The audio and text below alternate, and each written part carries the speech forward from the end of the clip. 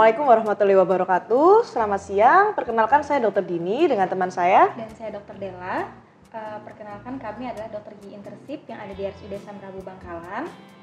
Nah, kali ini kami akan interview dengan ditemani oleh Pak Rizal sebagai Kepala Ruangan Rawat Jalan dengan Pak Rizal. Selamat siang Pak Rizal. Selamat siang. Siang. Gimana kabarnya Pak? Alhamdulillah baik. Alhamdulillah baik ya Pak. Terima kasih sebelumnya Bapak telah meluangkan waktunya untuk menjadi narasumber kami pada siang hari ini.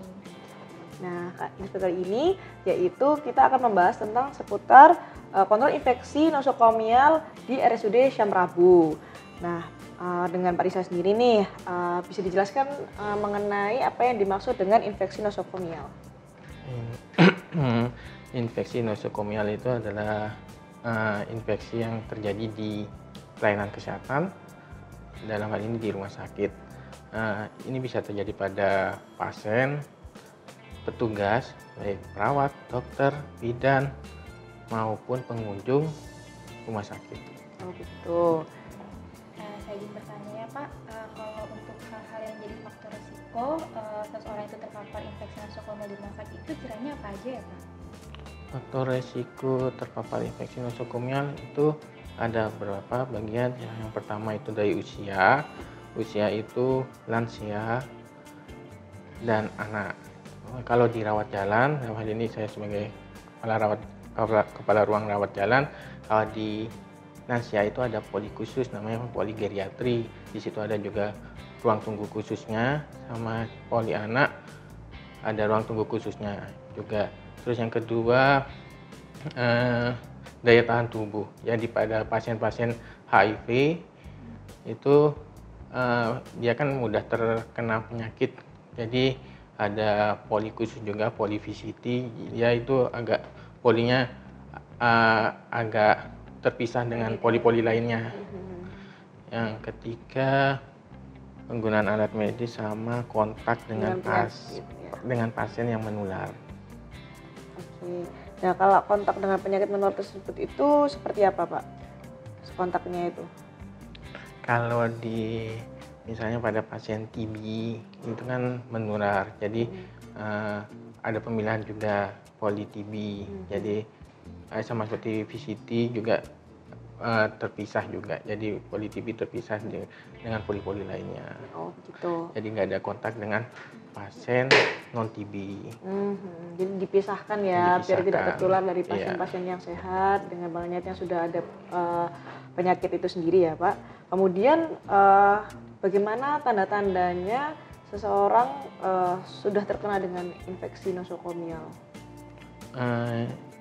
Pada pasien rawat jalan, tanda-tanda orang terkena infeksi nosokomial berarti dia terkena terpapar bakteri, virus, atau jamur atau parasit dari pelayanan kesehatan saat berkunjung di poli.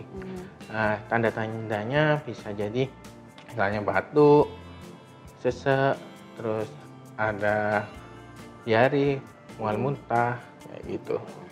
Jadi kalau ada pasien yang sehat kemudian terasa gejala umum seperti itu setelah berkunjung, sudah berarti sudah termasuk terkena infeksi ya, terpapar infeksi nosokomial.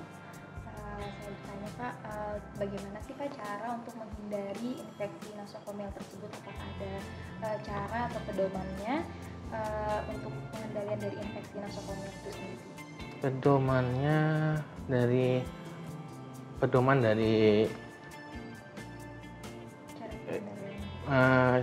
Pedomannya itu berdasarkan Permenkes, Peraturan Menteri Kesehatan Nomor 27 Tahun 2017 tentang pencegahan dan pengendalian infeksi (PPI). Ya. Diatur di Permenkes. Iya. Yang PPI itu sendiri itu apa Pak? Bisa dijelaskan? PPI itu adalah Komite Pencegahan dan Pengendalian Infeksi. Jadi itu di bawah langsung pimpinan rumah sakit atau direktur dalam hal ini. Di bawahnya itu ada anggotanya, itu ada IPCN. IPCN itu Infection Prevention Control Nurse.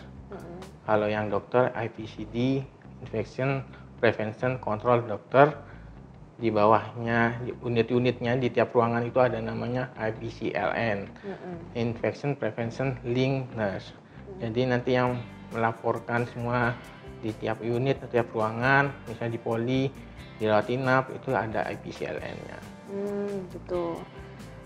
Tujuan dari PPI tersebut itu untuk apa sih Pak di pelayanan kesehatan?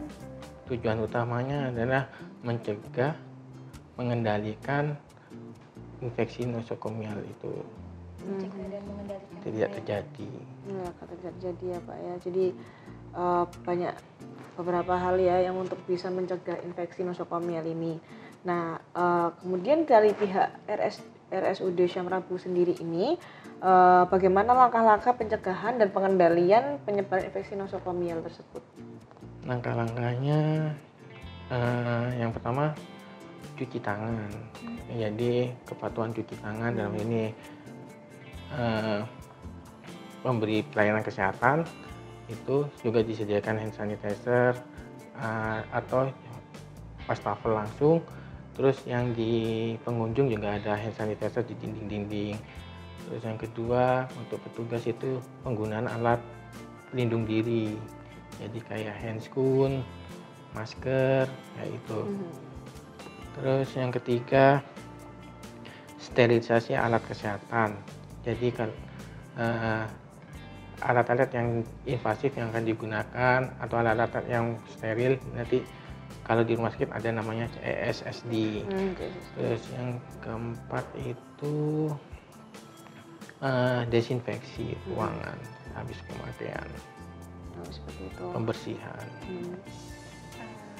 Kalau untuk cara dari staf medis di RSUD Syam Rabu ini sendiri itu untuk mengetahui tentang kontrol infeksi itu gimana ya? Untuk mulai kontrol dengan pendidikan dan pelatihan. Jadi komite PPI ini juga ngasih pendidikan dan pelatihan ke dokter, perawat, sampai cleaning service. Berarti semua yang ada di sini. Dari misalnya contoh cleaning service, pembersihan noda ada darah di lantai ada tekniknya khusus, muntahan ada tekniknya khusus kayak gitu. Ya. Jadi sudah dilatih semua ya caranya untuk mengontrol itu.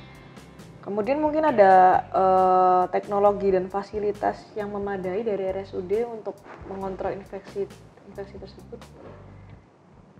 Teknologi, kalau teknologi dan fasilitas untuk mengontrol infeksi itu kalau di rumah sakit sudah ada namanya CSSD, Central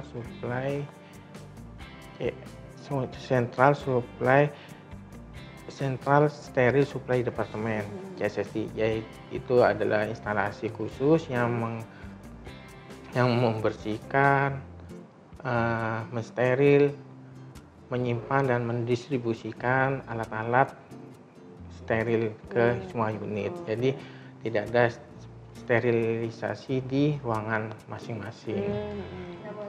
Ya. Jadi dijadiin satu di CSSD ini ya. Sama seperti di poli gigi, pasiennya kan banyak, bisa 50-70. Alatnya juga harus sejumlah itu, tapi untuk mengatasi membludaknya pasien kadang ada sterilisasi di jam 10 dikirim lagi untuk poli gigi siangnya, seperti itu. Seperti itu. Untuk di area poli gigi itu sendiri, bagaimana sih Pak cara meminimalisirkan untuk infeksi nosokomial ini sendiri? Untuk meminimalisir yaitu tadi yang pertama alat pelindung diri dari petugasnya, menggunakan masker, handscoon, terus sterilisasi alat. Jadi tidak ada sterilisasi di ruangan yang akhirnya meminimalkan adanya infeksi nosokomial. Yang ketiga pembersihan di lingkungan area poli kayak gitu.